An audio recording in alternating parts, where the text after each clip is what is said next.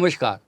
मराठी माणसाच्या कर्तृत्वाचा, विचारांचा आणि संस्कृतीचा अभिमानाने फडकणारा हा आहे झेंडा मराठीचा. समाजाच्या विविध क्षेत्रात आपल्या कार्याचा अमिट ठसा उमटणाऱ्या मान्यवरांच्या प्रेरणादायी प्रवासाला तुमच्यापर्यंत पोहोचवण्याचा हा आमचा छोटासा प्रयत्न. चला भेटूया अशा एका व्यक्तिमत्वाला ज्यांनी आयुष्यभर मराठी कवितेची मनापासून सेवा केली, असे आदरणीय विसूभाऊ बापट. झेंडा मराठीचा या आपल्या यूट्यूब वाहिनीवर आपले मनपूर्वक स्वागत सर. मित्रांनो, काही माणसं कविता लिहितात, काही कविता म्हणतात, काही कविता शिकवतात, पण फार थोडी माणसं अशी असतात की जी स्वतःच कवितेचा श्वास बनून जातात.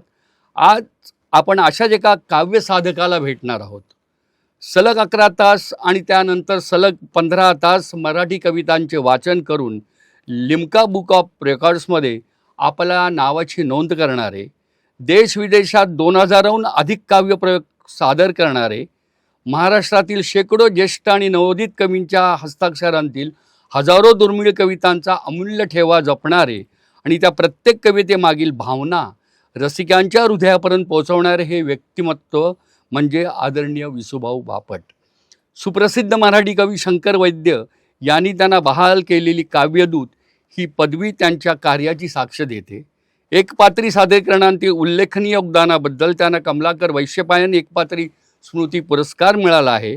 गेली तब्बल 44 वर्ष त्यांच्या कुटुंब रंगलय काव्यात या वैशिष्ट्यपूर्ण काव्यप्रयोग महाराष्ट्रासह जगभरातील मराठी रसिकांच्या मनात अढळ स्थान मिळवून आहे. कविता त्यांच्यासाठी केवळ साहित्य नाही, ती संस्कार आहे, संवेदना आहे आणि मराठी माणसाच्या मनाला जोडणारा भावबंध आहे. आज आपण त्यांच्या आयुष्याच्या, त्यांच्या काव्यप्रवासाचा, त्यांच्या साधनेचा आणि मराठी भाषेवरील त्यांच्या नितांत प्रेमाचा प्रवास जाणून घेणार आहोत. सर, झेंडा मराठीच्या वतीने आपले मनपूर्वक स्वागत. नमस्कार. आमंत्रण स्वीकारून आपण आलात त्याबद्दल आपले मनापासून आभार. नमस्कार सर, आता सुरू करूया. धन्यवाद धन्यवाद. आपण असं करूया का, या कुंदेंदू ऐकू का? सरस्वतीची हो, जरूर जरूर जरूर. नाही का, सरस्वतीची प्रार्थना एक सगळ्यांना माहिती आहे. बर.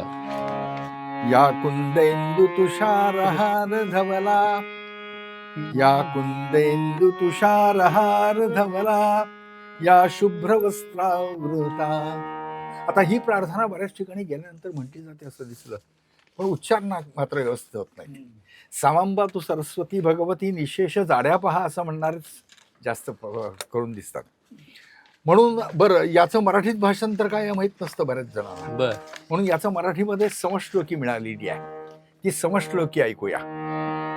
ल्याली ल्याली निर्मल शुभ्र वस्त्र बसली, जी श्वेत पद्मासनी, शोभे उज्ज्वल गौरवर्ण नटली, वीणा करी घेऊनी, नाचे चित्र मयूर पाय तळिहा, जी रंगली गायनी, देवो सन्मती ती सरस्वती आम्हा, विद्या कला दायिनी, देवो सन्मती ती सरस्वती आम्हा, विद्या कला दायिनी. नमस्कार. खूप छान. सर, मला आपल्याला पहिला प्रश्न असा विचारायचा आहे, आपण वाणिज्य शाखेचे प्राध्यापक, मग आकडे, ताळेबंद आणि अर्थशास्त्रातून कवितेच्या विश्वात प्रवेश कसा झाला? अर्थशास्त्र हा विषय नंतर आला. बरं. लहानपणापासून कवितांची आवड. बर. काय होतं, अगदी लहानपणी म्हणजे मला आठवतं, 6व्या वर्षाचा होतो मी, 6 वर्षाचा होतो. त्यावेळेला एका कीर्तनात गाणं म्हणलं होतं, कीर्तनामध्ये. आणि गाणं असं होतं, माती सांगे कुंभाराला, पायी मज तुड विषय, तुझाच आहे शेवट वेड्या माझ्या पायाशी. हे गाणं मी पहिल्यांदा म्हणलं होतं 6 वर्षाचा असताना. आणि त्यामुळे आमच्या गावात सगळ्यांना लोकांना माहिती झालं की विश्वनाथ गाणं म्हणतो. विश्वनाथ हा माझं मूळ नाव, नंतर विसूभाऊ झालं. तर विश्वनाथ गाणं म्हणतो हे सगळ्यांना माहिती झालं. आणि मग शाळेमध्ये प्रत्येक गाण्याच्या कार्यक्रमात आम्ही पुढं असायचो. हं. मग समूह गाणं असू दे किंवा वैयक्तिक गाणं असू दे, त्यामध्ये आम्ही पुढे असायचो. आणि लहानपणी आम्हाला कीर्तनाला घेऊन जायचे माझे वडील. वडिलांचं नाव श्रीधर रामकृष्ण बापट, पण त्यांना भाऊ म्हणायचो आम्ही सगळेजण. भाऊ काका. तर भाऊ काका मला शाळेमध्ये हे कीर्तनामध्ये घेऊन जायचे. आणि त्या कीर्तनामध्ये ती कीर्तनकार बुवा गाणी जी म्हणायचे ती त्यांनीच रचलेली आहेत असं आमच्या बालमनाला वाटायचं त्यावेळेला. वा. आणि त्यावेळेला असं वाटायचं की हे इतकी चांगली गाणी तयार करतात, जितक्या चांगल्या कविता करतात, आपल्याला का नाही येत? हे तेव्हापासूनचं दुःख होतं. मग कविता आपल्याला येत नाहीत तर कविता सादरीकरण करूया, अशा पद्धतीनं या सादरीकरणाची सुरुवात झाली. सादरीकरणाची सुरुवात ही अशा पद्धतीनं झालेली आहे. आणि मग मग अर्थशास्त्र आलं. अच्छा. अर्थशास्त्र कधी आलं? हां, तर BAच्या म्हणजे आमच्या वेळेला 11वी होती. हं. 11वी होती. बरोबर. 11वी SSC, त्यानंतर प्री डिग्री, प्रथम वर्ष, द्वितीय वर्ष, तृतीय वर्ष. बरं. तर प्री डिग्रीला गेल्यानंतर मला शिकवायला होते प्राध्यापक ठक्कर नावाचे हं. प्राध्यापक होते. ते अर्थशास्त्र विषय आम्हाला शिकवायचे. आणि अर्थशास्त्र शिकवायचे आणि त्यांनी मला असं सांगितलं की तू BAला आणि MAला अर्थशास्त्रच घे. म्हटलं का? त्याचं कारण असं आहे म्हणले की मराठी शिकवण्याकरता कोणतेही शिक्षक चालतात. PTचा तास झाला, 5वीचं मराठी घेऊन टाका तुम्ही, असं मुख्याध्यापक सांगतात. आणि 5वीचं मराठी ते PTचे शिक्षक घेतात. अर्थशास्त्राच्या बाबतीत असं नाही आहे. अर्थशास्त्र शिकवण्याकरता MA अर्थशास्त्रच माणूस असावा लागतो, म्हणून तो अर्थशास्त्र घे.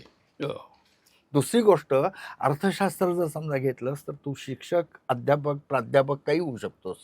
दुसरी गोष्ट आणखीन एक, की कुठल्या बँकेमध्ये सुद्धा जाऊ शकतोस, कॉमर्स साईडला जाऊ शकतोस, CA करू शकतोस. ह्या सगळी दालनं तुझ्याकरता ओपन आहेत. ओपन आहे, रिकामी आहे. तेव्हा तू अर्थशास्त्र घेतलेलं बरं पडेल. बरं, लगेच नोकरी देतो म्हणले तुला. अर्थशास्त्रात MA झालास की लगेच तुला नोकरी देतो, ही शाश्वती त्यांच्याकडनं मिळाल्या कारणानं, हा विश्वास त्यांनी व्यक्त केल्या कारणानं मी अर्थशास्त्राविषयी त्यावेळेला ठेवला. नाहीतर लहानपणापासून, बालपणापासून मला कवितेची ओढ होती, मराठीची ओढ होती. आणि म्हणून मराठी कवितेकडं नंतर मी परत माझं सगळा मोर्चा वळवला. सर, आता मी तुम्ही हे सांगत असताना तुमच्या आयुष्यात पहिली कविता कधी आली आणि तुम्ही कवितेकडे गेलात की कविता तुमच्याकडे आली? दोन्ही घडलं म्हणूया, नाही का? कविता माझ्याकडे आली, मी कवितेकडे गेलो, दोन्ही घडलं ना. पहिली कविता मी आता सांगितलं की माती सांगे, हे अप्रतिम काव्य आहे. हो, अप्रतिम काव्य आहे. मला फिरविसी तू चाकावर, घट मातीचे बनवी सुंदर, यज्ञ मंडपी कधी असे मी, कधी शवापाशी, तुझाच आहे शेवट वेड्या माझ्या पायाशी. किती अप्रतिम काव्य आहे. बरोबर. हे काव्य 6 वर्षाचं असताना माझ्या डोक्यात बसलं. वा. आणि तेव्हापासून कवितेची आवड निर्माण झाली. आणि कीर्तनामुळं कविता करता येत नाही हे दुःख वाटायला लागलं. मग कविता ज्या केलेल्या आहेत किंवा पाठ्यपुस्तकात आहेत त्या घेऊया ना, पाठ करूया ना, म्हणून त्या कविता पाठ झाल्या. कविता पाठ करायला लागलो आम्ही. आणि कविता पाठ करण्याकरता आणखीन एक त्याविषयी मी आता सांगितलं की एक पद्धत अशी होती की पहिला तास हा कविता मोठमोठ्याने म्हणण्याचा तास होता. आणि मोठमोठ्याने सगळ्यांनी कविता म्हणायच्या आणि त्यामुळं कविता पाठ व्हायच्या. आणि कविताचं पाठांतर हे लहानपणी आमच्या शिक्षकांनी आमच्या मनामध्ये रुजवलं. बरं, आईबाबांनी काय केलं? आईबाबांनी असं केलं, संध्याकाळ झाली, हातपाय धुवान, देवासमोर बसून शुभं करोती म्हणा. मग शुभं करोती आलं. शुभं करोती आल्यानंतर आपलं भीमरूपी स्तोत्र आलं. भीमरूपी स्तोत्र आल्यानंतर थोडंसं संस्कृतकडे झुकणारं रामरक्षा आली. आणि त्यानंतर मग गणपती अथर्वशीर्ष आलं. त्यानंतर मग संध्या आली, कारण मुंज झाली. तर हे सगळं, हे पाठांतराची सवय ही या पद्धतीने लागत गेली. लहानपणापासून हे बाळकडू आम्हाला आमच्या आईबाबांनी दिलं, म्हणून पाठांतराची सवय त्या काळात लागली. आता चुटकीसरची, फक्त ते भिडावं लागतं. ते भिडल्याशिवाय पाठ नाही होत. हे मात्र तितकंच खरं आहे. म्हणजे ज्याप्रमाणे मी एखादी कविता कार्यक्रमात सादर करतो त्याप्रमाणे ओम ईशान सर्व विद्यानाम ईश्वर सर्वभूतानाम ब्रह्माधिपतिर्ब्रह्मणोधिपतिर्ब्रह्मा शिवो मे अस्सु सदाशिवं शिरसि ओम तत्पुरुषाय विद्महे महादेवाय धीमहि तन्नो रुद्रः प्रचोदयात्. मुखे ओम अघोरेभ्यो थघोरेभ्यो घोर घोर थरेभ्यः सर्वेभ्यः सर्व सर्वेभ्यो नमस्ते रुद्ररूपेभ्यः हृदये. ओम वामदेवाय नमो ज्येष्ठाय नमः श्रेष्ठाय नमो मनोन्मनाय नमः गुह्ये ओम सद्यो जात प्रवद्यामि सद्यो जाताय वै नमो नमः भवे भवे नाति भवे भवस्व मां भवोद्भवाय नमः पादयो. मग अग्निरीती भस्माचा मंत्र फक्त मी म्हणला. तो यजुष शाखेची माणसं या पद्धतीने म्हणतात, ऋग्वेदी माणसं वेगळ्या पद्धतीने म्हणतात. पण ही पाठांतराची सवय त्या काळात लागली आहे आणि त्यामुळं पाठांतर आपोआप होतं. फक्त ते मात्र सांगितलं तसं भिडावं लागतं. जर भिडत नाही तर पाठ होत नाही, काही करून होत नाही पाठ. सर आत्ता मी असा थोडासा बदल करतोय माझ्या ह्याचा, की आपण कवितेच्या अंतरंगातच पहिल्यांदा शिरूया, चालेल ना? जेणेकरून तो हा जो आता जो आपला प्रवास जो फ्लो चाललेला आहे तो त्याला कुठे हे येता येणार नाही. म्हणून काही प्रश्न बाजूला ठेवतो आणि आपण कवितेच्या अंतर्गत शिरत असताना नक्की मला सर तुम्हाला हे विचारायचं आहे, एखादी कविता महान कशामुळे ठरते? शब्दामुळे, भावनेमुळे की कवीच्या जीवनामुळे? उत्कटतेनं भावना मांडलेल्या असल्या कारणानं हां. अशा कविता महान ठरतात. अच्छा. मग एक सांगावंसं वाटतं, गदी माडगुळकरांचं शेवटपर्यंत एक दुःख होतं की मला कवी म्हणून कुणी ओळखलं नाही. मला लोक गीतकार म्हणतात, मला कवी म्हणत नाहीत.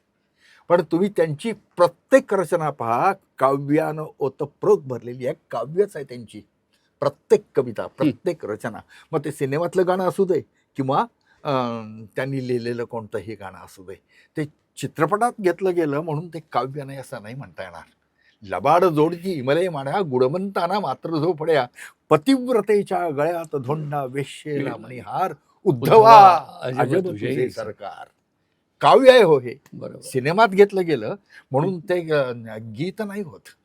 हा, आता गेयता आहे म्हटल्यानंतर गीत आहे, पण काव्य आहे आणि काव्याशिवाय गीत आहे. हा, किंवा जग हे बंदी शाळा कविता आहे होई, बरोबर नाही का? कविता आहे. एक धागा सुखाचा 100 धागे दुःखाचे जरतारी हे वस्त्र माणसा तुझ्या आयुष्याचे. काव्य आहे हो हे. त्रिकालाबाधित सत्य आहे. किंवा पराधीन आहे जगती ते पुत्र रामायणात गेलो मानवाचा. आपण, रामायणात गेलो. काय ना? बरं, रामायण गीत रामायण हे घरोघरी पोचलेलं आहे. बरोबर. बाबूजींनी सुरेख सारी बांधल्या आणि स्वयश्री रामप्रभू ऐकती कुशलव रामायण गाती इथपासून सुरू झालेलं गीत रामायण घराघरात पोचायचं काम आमच्या बाबूजींनी केलं. पण ज्याप्रमाणे गीत रामायण घराघरात पोचलं त्याप्रमाणे तसंच आहे. गीत गोपाल पोचलं नाही. हो. शरदचंद्रिका मूक हुंकार देते वनी राधिका गीत गोपाल गाते. इथपासून सुरू झालेलं गीत गोपाल. अहो, काय लिहिलं नाही अण्णांनी. त्यामध्ये एक बाल कविता आहे, कृष्ण आणि बलराम. कृष्ण एक दिवस रांगत रांगत चाललेला आहे. बलरामांनी बघितलं, आईच्या जवळ गेला, मांडीवरती बसला, पदराला धरून हळू चोरतोय आणि आईला विचारतोय, आई ग तू पण गोली मी पण गोला, एकटा कृष्णच का ग काला झाला? एकटा कृष्णच काला का झाला? त्याला काल्या कपिलेचं दूध पाजते ना, हो. म्हणून तो काला झाला. सर मग तू त्याला काळ्या कपिलेचं दूध पाजू नको. हे बलराम आईला सांगतोय, दूध नको पाजू हल्लीला काल्या कपिलेचे. का काला या म्हणती आई ग पोल गुलाच्याचे. मग काय कर, तुझे घेऊन पदला खाली पाजत जाया सांजे सकाळी तुझी आशा मगोले होऊ दे. काय कल्पना आहे हो. ही कल्पना ज्यामध्ये मांडली ते गदी माडगुळकर आणि लावणी लिहिणारही गदी माडगुळकर. बरोबर. त्यांच्या जीवनातला एक किस्सा सांगतो तुम्हाला जाता जाता. किस्सा असा, एक दिवस गदी माडगुळकर आणि त्यांचे मित्र गप्पा मारत बसलेले होते. जेवणाची पार्टी रंगात आली होती. त्यांच्या एका मित्राला जास्तच रंग चढला. त्याने अण्णांची स्तुती करायला, अण्णा काय अप्रतिम कविता लिहितो हो तुम्ही, काय अप्रतिम कविता लिहिता तुम्ही. नाहीतर हल्लीचं कवी वाटेल ते लिहितात. कुठं तुमचं काव्य आणि कुठंही हल्लीचं काव्य, कुठं तुमचं काव्य. जग हे बंदी शाळा.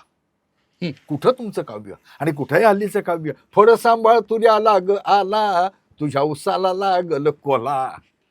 अण्णा तोंडात घास घातला होता, गिळला आणि हाक मारली, इकडे उसाला लागल कोला. ही दुसऱ्या कोणाची नाही, माझीच लावणी.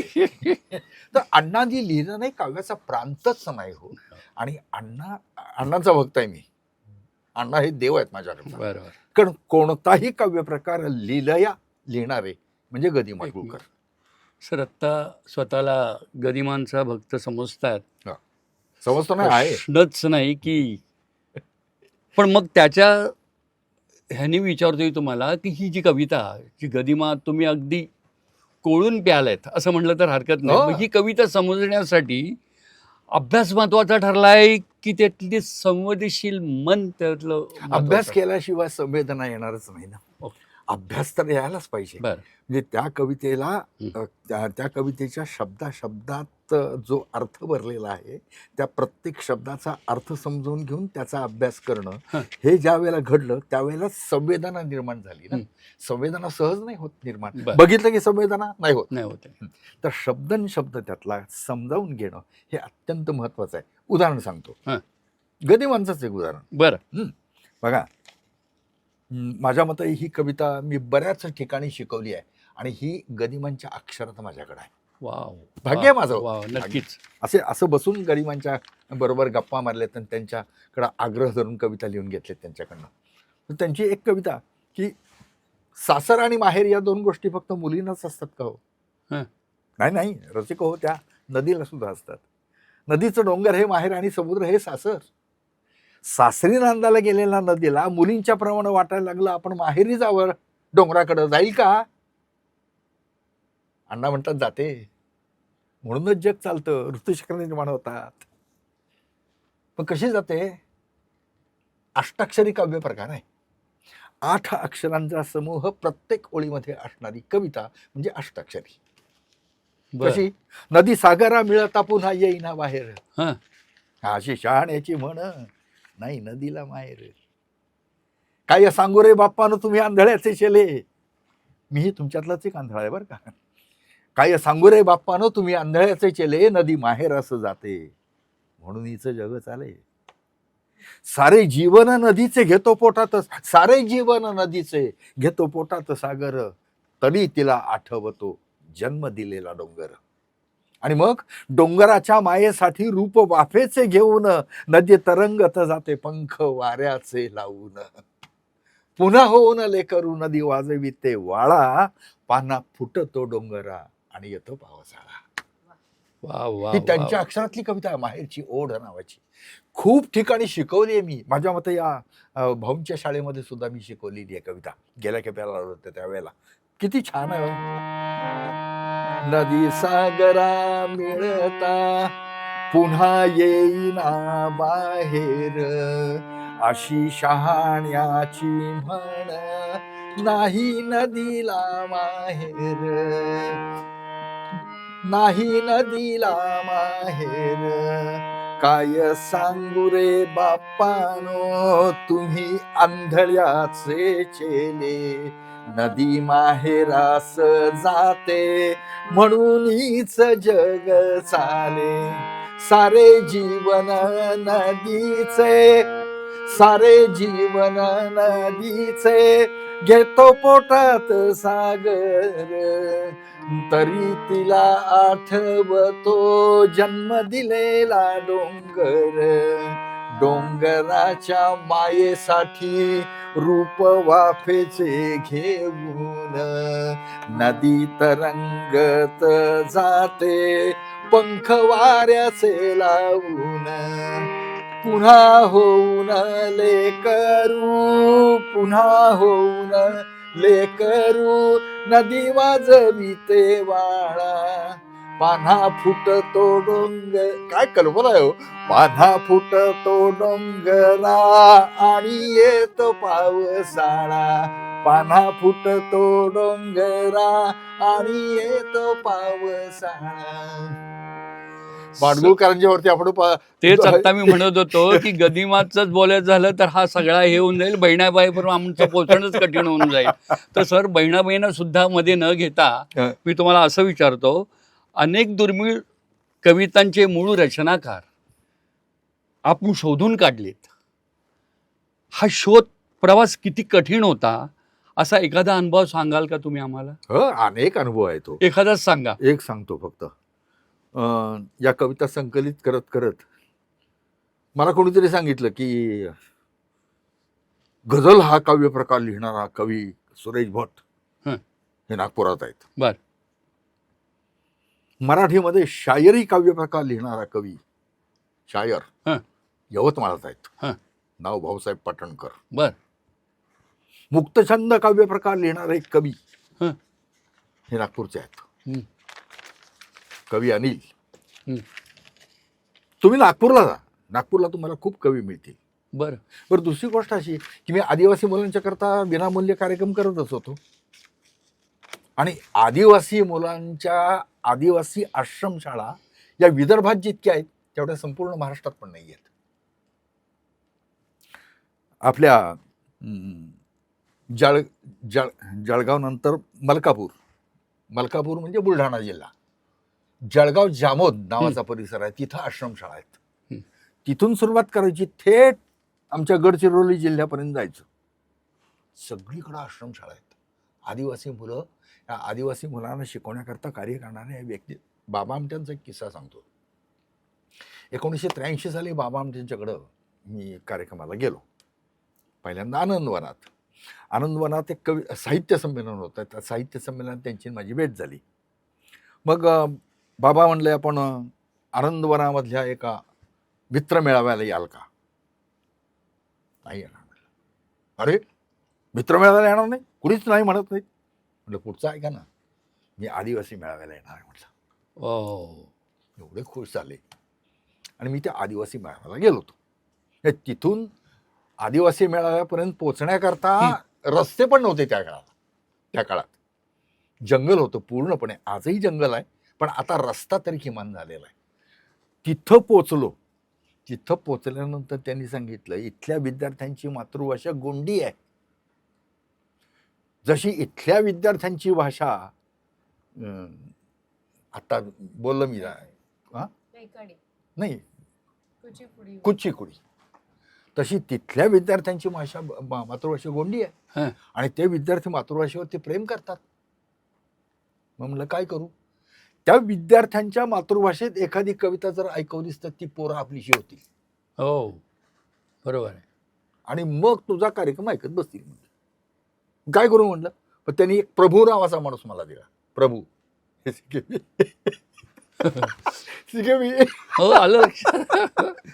प्रभू नावाचा माणूस मला दिला. विसुभाऊ द्विभाषी, म्हणजे त्याला गोंडी पण येत होती, माडिया पण येत होती आणि मराठी पण येत होती. विसुभाऊंना एक मदत पाहिजे, एक कविता त्यांना भाषांतर करून दे. ठीक आहे. मग एक कविता, हात पहा हात कसे गोले गोले पान, बाल कविता. आता मुलांच्या करता कार्यक्रम. हात पहा हात कसे गोले गोले पान, काले काले केश माझे पहा किती छान, काले काले केश माझे पहा किती छान. वा. दोन दोन दोन, त्याला बाल कवितेतला प्रकार आहे. अभिनय गीत म्हणतात. अभिनय करत करत लहान मुलांनी म्हणायची गाणी, म्हणून ते अभिनय गीत. आणि बोबड्या भोरात लिहिलेलं गाणं म्हणून ते दुसरं बोबड गीत होतं. अच्छा. बोबड गीत हा काव्य प्रकार मराठीमध्ये पहिल्यांदा संत नामदेवांनी लिहिला. कितना थमालले थमाल आपल्या गाई, किंवा त्यांचं नामदेवांचं, थलबा कितना तुझ्या थंग मी गोकुल थोलून येतो लबा, यशोदा मायनं पोल्या खेल्या समजानं एक एक दिली लबा, मला चालदी दिली लबा, मालायला म्हणून गेलो लबा, धप्पा धप्पा त्यांनी मला मारलं लबा. नामदेवांची कविता. तर नामदेवांनी संत नामदेवांनी हा काव्य प्रकार पहिल्यांदा लिहिला, बोबड गीत. तर मग हे विजया कुलकर्णी नावाच्या कोल्हापूरच्या कवित्री आहेत, त्यांचं हे बोबड गीत. हात पहा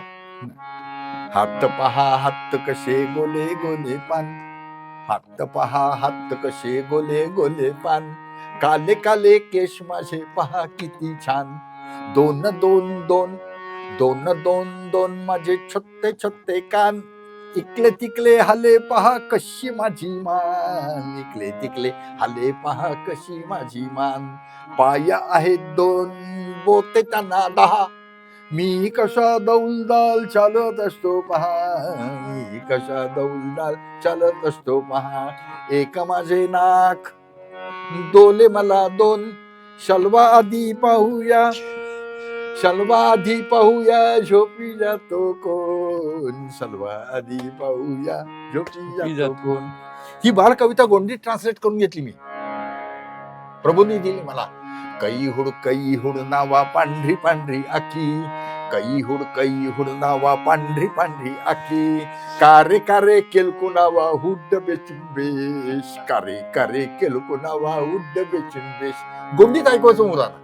ते ऐकल्यानंतर पोरं वाटत अरे आपला माणूस आहे, नाही, आपली भाषा बोलतो, भाषेची जवळीक. आणि मग विद्यार्थी शांतपणानं कार्यक्रम. 36 आश्रमशाळा केल्या त्यावेळेला फक्त चंद्रपूर जिल्हा होता. आता गडचिरोली आणि चंद्रपूर वेगळे झाले, पण त्यावेळेला फक्त चंद्रपूर जिल्हा होता. आणि चंद्रपूर जिल्ह्यात त्या आदिवासी आश्रमशाळा मी त्या काळात 1983 असेल काय, 36 आदिवासी आश्रमशाळा अशा केल्या. पहिल्यांदा गोंडीत ऐकवायचं, नंतर पुस्तकातल्या कविता ऐकवायचं. सर आता सहज प्रश्न ह्या निमित्ताने विचारावासा नाही, वाटतो. आपला मुद्दा मुख्य बाजूला धावतोय. हा. तर या सगळ्या कवींना भेटायचं हा. म्हणून मी नागपूरला गेलो. बर. आणि मला कोणीतरी सांगितलं की गझल काव्य प्रकार लिहिणारा माणूस, मराठीमध्ये पहिल्यांदा गझल लिहून रुजवणारा माणूस म्हणजे आमचे सुरेश भट. त्यांना भेट. दादांच्याकडे गेलो भेटायला. धरमपेठेमध्ये रामकृष्ण मठाजवळ राहायचे ते, बर. भाड्याच्या घरामध्ये गेलो भेटायला. कोण तो? पहिला प्रश्न. मी विश्वनाथ बापट, विसुभ म्हणतात मला. बर, काय करतो? कविता ऐकवतो. कोणाच्या? सगळ्या संकलित केलेल्या कविता त्या ऐकवतो, आणि त्यामध्ये मला तुमच्याकडनं गझलबद्दल माहिती पाहिजे, गझल लिहून पाहिजे मला. बर, बस. मग बसायला सांगितलं. वा. मग आमच्या गप्पा सुरू झाल्या. कविता मिळाली नाही. हे सांगायला नको. मग वेळ मिळाला की त्यांच्याकडे जाऊन बसायचं. ऐकायला मिळतं. कार्यक्रम नसला की जाऊन बसायचं त्यांच्याकडं आणि ऐकायचं त्यांच्याकडनं. भरपूर ऐकलं त्यांच्याकडं. एक दिवस मला म्हणले, तू माझा कार्यक्रम ऐकलायस का? नाही. ऐकायचा आहे? हो. धरमपेठ कन्याशाळेमध्ये या दिवशी माझा कार्यक्रम ऐकायला ये. ठीक आहे. 5 रुपये आहेत तुझ्याकडं? नाही. दे. मला त्यांनी मी त्यांना 5 रुपये दिले. त्यांनी मला 500 रुपयाचं तिकीट दिलं. मला म्हणले, पहिल्या ओळीत येऊन बसायचेस तू, रसिक आहेस. मी गेलो कार्यक्रमाला. 500च्या लोडवरती बसले, टेकून बस. इतका रंगला कार्यक्रम सांगू. अहो काय, हा योगच आहे, दुग्ध शर्करा योग. बरोबर. कारण त्या कार्यक्रमाचं संचालन राम शेवाळकर करत होते. बापरे. आणि हे गझल ऐकवत होते.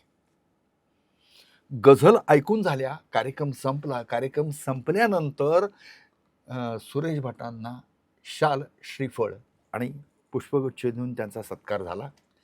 त्यांच्या सौभाग्यवती पुष्पाताई, त्यांना साडी चोळून त्यांची ओटी भरली आणि संकलित झालेले, एकत्रित केलेले काही लाख रुपये त्यांनी मातृसेवा संघाला असे दिले.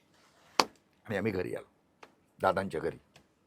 पुष्पा, विसुभाऊ जेवायला आहे आज, वरणपोळी भात चालेल ना? भाजी आणायला पैसे नव्हते. काही सांगताय? चल. त्यांनी वरण भात भाजी नाहीच, भाजी नाहीच, वरण भात जेवायला घातला. आणि दादांच्या बरोबर जेवलो आम्ही. पोट नाही भरलं म्हणते दादा म्हणतात, पोट नाही भरलं. म्हणजे काय, गुळाचा खडा आहे का? गुळाचा खडा, आत्ता पोट भरलं म्हणजे घटा नाही. असं आमचं सातत्यानं जाणं असायचं. माझं ऐकायला मिळतं म्हणून जायचं. म्हणजे मला आठवतं, अहेरीच्या साहित्य संमेलनाचे शाहिरी का गडचिरोली. साहित्य संमेलनाचे अध्यक्ष म्हणून त्यांची निवड झाली. विदर्भ साहित्य संघाचं साहित्य संमेलन.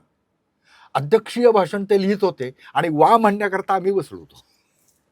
किती ऐकायला मिळालं असेल सांगा तुम्ही मला. बहुश्रुतता असलीच पाहिजे. खूप ऐकायला मिळालं. आणि त्यानंतर एक दिवस काय त्यांच्या मनात झालं कोणास माहित. विसोबा मला तुझा अभिमान वाटतो. हा. दे, लिहून दे तुला कविता. म्हणजे तुमची तपश्चर्या. मग कविता त्यांनी मला लिहून दिली. मग कविता लिहून दिली. इतकेच मला जाताना सरणावर कळले होते, मरणाने केली सुटका, जगण्याने छळले होते. ही गझल त्यांनी लिहून दिली. तुझा अभिमान वाटतो म्हणून कविता लिहून दिली. ना अभिमान का वाटतो दादा? हा, तू कवितेवरती जगतोस. हो, मी पण कवितेवरती जगतो. मी कवितेवरती जगतो, तू कवितेवरती जगतोस म्हणून तुझा मला अभिमान वाटतो. दादा म्हणलं मान्य आहे मला, पण राग येणार नसेल तर बोलू का? बोल बोल. रागवायचं नाही. नाही राग म्हणा. दादा आपण दोघं कवितेवरती जगतो, मंजूर आहे. तुम्ही कवितेवरती जगता, मी कवितेवरती जगतो. पण फरक हा आहे, तुम्ही स्वतःच्या कवितेवरती जगता, मी इतरांच्या कवितेवरती जगतो. वा वा वा वा वा वा वा. तिथं माझी आणि दादांची घट्ट मैत्री झाली. आणि नंतर दादानी माझं 2-3 कार्यक्रम पुण्यामध्ये ऐकायला आलेले होते. त्यावेळेला ते पंताच्या कोटात राहायचे आणि तिथं मग ऐकायला आलेले होते. भरतनाट्य मंदिरात कार्यक्रम झाला होता त्यावेळेला. तर असे काही अनुभव किती आहेत सांगू. भाऊसाहेब पाटणकरांच्याकडे गेलो होतो. आता त्या काळात कसं होतं की पैसे मिळवायचे आणि खर्च करायचे. पैसे मिळायचेच की, थोडेफार पैसे मिळायचे. शाळांचे कार्यक्रम, ह्या कुटुंबाचा सुद्धा कार्यक्रम, थोडेफार पैसे मिळायचे. हो बरं, प्राध्यापकाची नोकरी सोडून दिलेली होती, वेडेपणा. मग एक कार्यक्रम ठरवला, बापूजी आडे विद्यालय म्हणून आहे, त्या विद्यालयात कार्यक्रम ठरवला. त्या कार्यक्रमात जे पैसे मिळतील ते खर्च करायचे आणि भाऊसाहेब पाटणकरांच्याकडे जाऊन शायरी घ्यायची. गेलो आणि विद्यालयात 2 कार्यक्रम झाले. सकाळच्या शिफ्टला एक, दुपारच्या शिफ्टला एक. कार्यक्रम संपवले, मानधन घेतलं आणि पाठीमागच्याच बाजूला टिळकवाडीमध्ये भाऊसाहेब पाटणकर राहत होते. गेलो, चौसुपी वाडा छानपैकी. गेटमधनं आत गेलो. भाऊसाहेब पाटणकर इथंच राहतात का? हा हा हा हा करत भाऊसाहेब पाटणकर बाहेर आले. कोण तू? विसू भाऊ. माझ्या कवितेचा रसिक आहेस का? हो, बस. त्यांनी माझं घरात बसवलं मला, म्हणजे बाहेरच्या खोलीमध्ये, आणि आतमध्ये निघून गेले. का तर ते त्यावेळेला दाते कॉलेज म्हणून, आताही दाते कॉलेज म्हणून आहे, त्या दाते कॉलेजच्या ट्रस्टीज पैकी एक होते भाऊसाहेब पाटणकर. आणि त्या कॉलेजच्या एका ट्रस्टींना त्यांनी बोलावलं होतं. ते होते कुंटे नावाचे. कुंटे आणि भाऊसाहेब दोघं जण गप्पा मारत बसले होते. आतमध्ये गेले, त्यांच्या गप्पा सुरू झाल्या. मी बाहेर आणि आपला वाट बघतोय, भाऊसाहेब कधी बोलवत आहेत. 2.5 ते 3 तास गेले असतील. मी नुसता बसून होतो. आतनं ऐकायला येत होतं काहीतरी, पण स्पष्ट नव्हतं ऐकायला येत. नुसता बसून होतो. मग कुंटे सर म्हटले, बाहेर कोणीतरी भेटायला नाही तुम्हाला? अरे हो म्हणले, आत्ता लक्षात आलं माझ्या. कुंटे सर गेले निघून. मला आत बोलावलं. बोल, काय म्हणतोस? आता मी त्यांच्याबद्दल थोडी माहिती घेऊन गेलो होतो. शायरी हा काव्य प्रकार मराठीमध्ये आला, तो उर्दूमधून आला असं ऐकायला मिळतंय. हे म्हटल्याबरोबर चिडले. कोण म्हणतं असं ऐकायला मिळतं? नाही, संस्कृतमधून आला. बरं, हा काव्य प्रकार संस्कृतमधून. हो, उदाहरण पाहिजे. भाऊसाहेबांनी उदाहरण दिलं. प्रभू रामचंद्र लक्ष्मण रावणाशी लढत असताना, प्रभू रामचंद्र लक्ष्मण रावणाशी लढत असताना अचानकपणे एक शर आला आणि लक्ष्मण मूर्छित झाला. बरं. मूर्छित झालेल्या लक्ष्मणाचं डोकं आपल्या मांडीवरती घेतलं आणि प्रभू रामचंद्र लक्ष्मणाला उद्देशून म्हणतात, संस्कृत मधला शेर म्हणले, शेर ऐकवलं त्यांनी. भुक्तय मयी प्रथमच फलानि वत्स सुप्ते करोषि शयनम मयी जीवती त्वम प्राणांजहासी सुरलोक सुखाय किंवा सापत्य मह प्रकोटी करोसी. काही कळलं नाही म्हटलं मला. या एका शेरमध्ये, एका शायरीमध्ये किती अप्रतिम भावना आहेत बघ म्हणले. हे आम्हालाही जमलं नाही, उर्दू आल्यानंतर जमलंच नाही, आम्हालाही जमलं नाही. कशा तर भुक्तय मयी प्रथमच सी, मी पहिल्यांदा कंदमुळं खाल्ल्याशिवाय, जेवण केल्याशिवाय तू कधी अन्नाला स्पर्श नाही केलास. मोठा भाऊ मान ठेवायचा. मी निद्राधीन झाल्याशिवाय तू कधीही डोळ्याला डोळा लागू दिला नाहीस. मोठा भाऊ झोपल्याशिवाय मी कसा झोपू. असं असताना स्वर्ग सुखाचा उपभोग घ्यायची वेळ आली त्यावेळेला वा, मला वा, टाकून वा. पुढे चाललास. काय भावना आहे तो. वाव. बर शेवटी हायट्रिक हो शक्य आहे पुढचे. हा, स्वर्ग सुखाचा उपभोग घ्यायची वेळ आली त्यावेळेला मला टाकून पुढे चाललास. पुढे चालला. बरोबर आहे. सावत्र भाऊ आहेस ना तू माझा. आई ग. तुम्ही सांगा, ही ताकद आहे कवितेची, ही ताकद आहे शायरीची. आणि हे संस्कृत मधलं काव्य, हे संस्कृत मधलं आम्ही अभ्यासलं आणि मराठीमध्ये मराठी पण टिकवत मराठी कविता, मराठी शायरी लिहिली.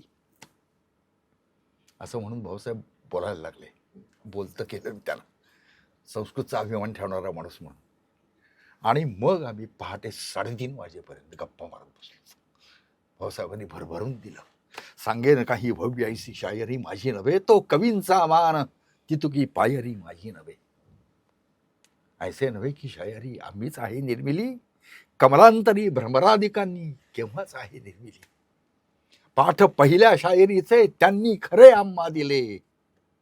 किती मोठा बाय बघा. पाठ पहिल्या शायरीचे त्यांनी खरे आम्हा दिले, फक्त त्यांच्या गुंजनाला शब्द मी माझे दिले. हे भाऊसाहेब. पण त्यांनाही विषयाचं बंधन नाही. कोणताही विषय लागला धक्का तिचा जोरात, पण होता मऊ. ती म्हणाली सॉरी मला, मी म्हणालो थँक्यू. हेही भाऊसाहेबांनीच लिहिलं. आणि आत्ताची शायरी ही पण भाऊसाहेबांचीच. तर हे सगळे कवी गेल्या गेल्या कविता नाहीत मिळालेल्या. मी काय करणार आहे कवितेचं हे ज्यावेळेला त्यांना कळलं त्यावेळेला कविता मिळाल्या. आणि त्या कविता मिळाल्यानंतर त्यांनी भरभरून दिल्या. त्याबद्दल काही प्रश्न नाही. सर निशब्द, सर नका म्हणू, विजूभाऊ म्हणा. निशब्द एवढाच शब्द आम्हाला वाटतं माझ्यासाठी पुरेसा आहे. ऐकत राहावं, ऐकत राहावं, ऐकत राहावं. आता सर एकदम मला अजून तुमच्या कुटुंब रंगलंय काव्यात तिथपर मला तुम्ही पोचायला संधीच दिली नाही. आज शेवटचा प्रश्न या ठिकाणी आता विचारतोय. सर आता तुम्ही 36 आश्रमात ह्याच्यात फिरून आला, आदिवासी त्यांच्या आश्रमशाळा. वेगवेगळ्या त्यांच्या बोली भाषेत त्यांना त्या मुलांना शिकवलं. त्याच्या अनुषंगाने शिकवलं नाही, त्यांच्या कविता ऐकवल्या. त्यांच्या कविता ऐकवल्या. तर त्याच्या अनुषंगाने एक तुम्हाला प्रश्न विचारतो. बोला. तो प्रश्न असा आहे, मराठी भाषेची खरी ताकद नेमकी कुठे आहे? तिच्या साहित्य संपदेत की तिच्या बोलीभाषेत की तिच्या संस्कारात? मराठी संस्कार फार महत्वाचे आहेत. बर. म्हणून मी आता सांगितलं की भाऊसाहेब पाटणकर म्हटलंय की मराठी पण न सोडता हां. मी शायरी लिहिली. त्यात मराठी पण दिसलं पाहिजे, मराठी संस्कार दिसले पाहिजेत. आणि अशा पद्धतीनंच काव्य प्रकार हे मराठीमध्ये जर लिहिले गेले तर मराठी पण जपत जपत कविता पुढे जाते. पण बोलीभाषेचं पण सुद्धा ते आता तुम्ही एवढं प्रत्येक सुंदर बोलीभाषा, देताय. हां. प्रत्येक बोलीभाषा. हं. काया मातीत मातीत तिफन चालते. विठ्ठल वाघ ऐकले की पण ते विठ्ठल वाघ त्यांची ती कविता हं. किती आपलं मराठी पण हे तिकडचं.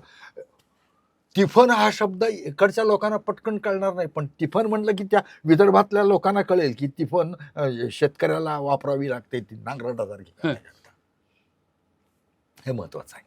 म्हणजे संस्कृती जपत जपत ज्यांनी कविता लिहिल्या. सकाळी म्हणावे गाणे, हं. सकाळी म्हणावे गाणे नाही, पहाटे म्हणावी भोपाळी, सकाळी म्हणावे गाणे, संध्याकाळी म्हणावे स्तोत्र, हं. रात्रीच्या जेवणाची सोय असेल तर मात्र. नारायण कुलकर्णी कवठेकर, अकोल्याचं कवी. 4 ओळीत जी ताकद आहे ना, ही ताकद महत्वाची आहे. इथं संस्कृती जपली आहे त्यांनी. पण सर, संस्कृती जपत असताना खरं म्हणजे तुम्हाला मी बोलतं नाही करायचं ह्याबाबत, कारण मला बहिणाबाईंबद्दल बोलायचं आहे की बहिणाबाईंबद्दल जेव्हा बोलीभाषेचा मी जेव्हा विचार करतो बरोबर. त्यावेळी बहिणाबाईंचं जेव्हा बोलायला झालं तर पुन्हा मला तास दीड तास बहिणाबाई ऐकवाल एवढी हो. तुमची हे आहे याची खात्री आहे. तर एक अगदी बारीकसं बहिणाबाईंच्या बद्दल बोलून आपण कुटुंब रंगलंय तिथे वळूया. हा. तर एखादी बहिणाबाईंचं असंच एखादं तुम्ही आम्हाला सांगा, जेणेकरून आम्हाला त्या गोष्टीचा परमानंद घेता येईल. अच्छा, 2-2 ओळी पण इतक्या अप्रतिम लिहिल्यात बहिणाबाईंनी. हां, 4 ओळी बोललात म्हणून मी त्या ह्या हिशोबाने म्हणतोय. 2-2 ओळी पण. बर. कविता ऐकवतो मी तुम्हाला. हं. प्रसंग सांगून, म्हणजे उत्कटता कशी असते बर, याकरता मी बर. प्रसंग सांगतो तुम्हाला. पण 2 ओळी अशा. पढी जातो तो पाडवा, बरं. पडी जातो तो पाडवा, करा माही सुधारणी, हं. आता गुढी पाडव्याले म्हणा गुढी उभारणी.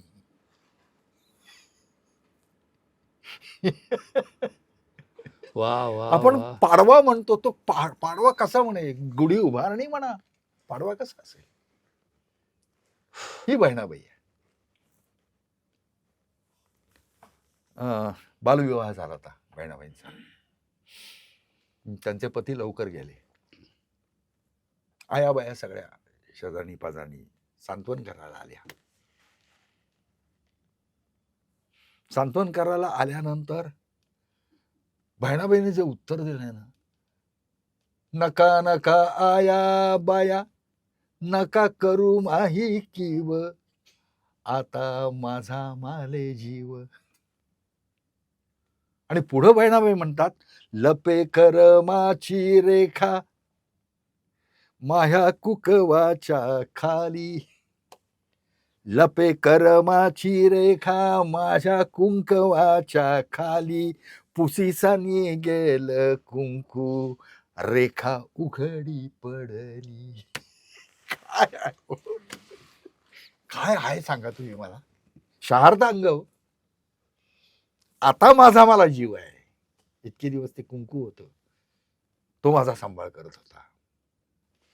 आता मी आहे आणि मी पुढे जाणार आहे, मी माझं जीवन जगणार आहे. ही बहिणाबाई आहे. जीवनातला प्रसंग बहिणाबाईच्या. बहिणाबाई चौधरी, सोपानदेव दोघं जण मायलेक घरात राहायचे. शेजारच्या घरामध्ये नवीन बाई राहायला आली आपल्या छोट्याशा मुलीला घेऊन.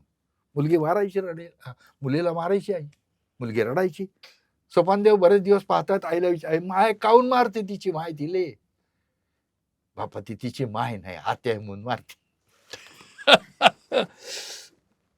माय नाही, आत्या म्हणून मारते. म्हणता म्हणता कविता सांगितली हो. श्रेष्ठतम भाषा आपली आहे. तरतम भाव, सुपरलेटिव्ह डिग्री. श्रेष्ठतम का बघा, एक मजा. माहेरची नावं नातींची आणि सासरीची नावं फरक आहे. आणि ती सहज नाही आली, सहज नाही आली. हे बहिणाबाईंनी सांगितलं मला. आम्ही सुशिक्षित आणि त्या निरक्षर. बहिणाबाईने आम्हाला सांगितलं, माहेर जवळचं, काय सासर लांबचं. माहेर जवळचं, सासर लांबचं. मग जवळची नाती, अहो माहेर म्हणताना सुद्धा ओठाला ओठ भिडावा लागतो. बहिणाबाई वर्णन करतात, रस्त्यानं वाटेनं चालली होती, वाटेमध्ये दगडाला ठेच लागली, कळ नाही आली का, माहेरच्या वाटेचा दगड होता म्हणे तो. इतकं माहेर जवळचं. मग माहेरची नाती उच्चारा. माहेर म्हणताना ओठाला ओठ भिडतो. माहेर, माय, मावशी, मामा, मामी. ओठाला ओठ भिडल्याशिवाय माहेरच्या नात्याचा उच्चारच होत नाही. ओष्ठ व्यंजनात तयार झालेली आहे ते वाक्य. सासरची आत्या, आवासाईचा, काका, आवासाईचा. कुठंच काही मिळत नाही म्हणल्या. मग असं म्हणता म्हणता कविता ऐकवली हो. बरं, ओष्ठव्यंजनं, दंत्यव्यंजनं, ताल्यव्यंजनं, कंठव्यंजनं लक्षात ठेवण्याकरता डीएड कॉलेजचे विद्यार्थी चार्ट बनवतात हो, तरी त्यांच्या लक्षात नाही राहत. या निरक्षर कवयित्री व्याकरण सांगतात. माय म्हणता म्हणता होट होटा लागी भिडे, आत्या म्हणता म्हणता केवढा अंतर व पडे. ताता ताता म्हणता म्हणता दाता माझी जीव अडे, हं. काका म्हणता म्हणता कशी मांग मांग दडे. जीजी म्हणता म्हणता जीभ शांत ठेवा उच्चार होतात. जीजी म्हणता म्हणता मिळ जिभले निवारा, हं. जीजी म्हणता म्हणता मिळ जिभले निवारा, आणि सासू म्हणता म्हणता गेला तोंडातून वारा. अगं बाई माझी. ही उत्कटता आहे, पटकन तुमच्या तोंडात जे आलं हो. ही उत्कटता आहे. मंडळीनो, हा कार्यक्रम 2.5 तासाचा नाही आहे आणि त्या हिशोबानेच तुम्ही आता आमचा हा कार्यक्रम पाहतात, ऐकतात. तर आता मी विसोबाऊ सरांचं पुढच्या भागामध्ये आपण त्यांचं मराठी भाषेवरचं प्रेम, कुटुंब काव्यात रंगलंय, हा जो त्यांचा विशेष लोकप्रिय असलेला कार्यक्रम, ह्या विषयावर आपण बोलणार आहे. तोपर्यंत पाहत राहा झेंडा मराठीचा. धन्यवाद. नमस्कार.